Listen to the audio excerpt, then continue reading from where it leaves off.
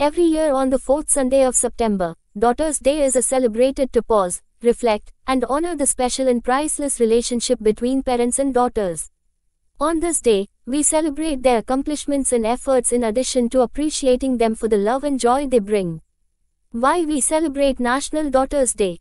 On National Daughter Day, we remember to show unconditional love to the guardian of our family trust, our beautiful, witty, creative, and sometimes demanding daughters.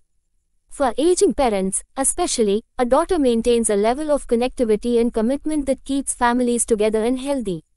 Of course, that's not to say that sons don't do their part. But today, we're talking exclusively about daughters. You may also like National Transfer Money to Your Daughter Day. This time of year is a great time to be a daughter. Not long after National Daughters Day comes National Transfer Money to Your Daughter Day. Yep, October 6th is an entire day devoted to daughters getting some extra pocket money from their parents.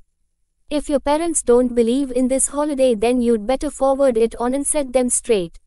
When is National Daughters Day 2024? National Daughters Day falls on September 25th. There are many similar holidays that fall around the same time, with World Daughters Day on September 28th and in some other countries choosing to celebrate National Daughters Day on October 1st. History of National Daughters Day. The original meaning behind this day may have blossomed in India. Per the Hindustan Times, unlike other countries in the world, there has always been a certain stigma attached to being a girl child in India, and while this may no longer be the case in the big cities, it is still quite widespread in India. When a woman gives birth to a girl, she is penalized. While developing countries often see daughters as a burden, other nations celebrate. We might also view this day in the context of the #MeToo movement, especially in the US, where women have faced daunting obstacles throughout history. From the very beginning, society viewed women as inferior to men.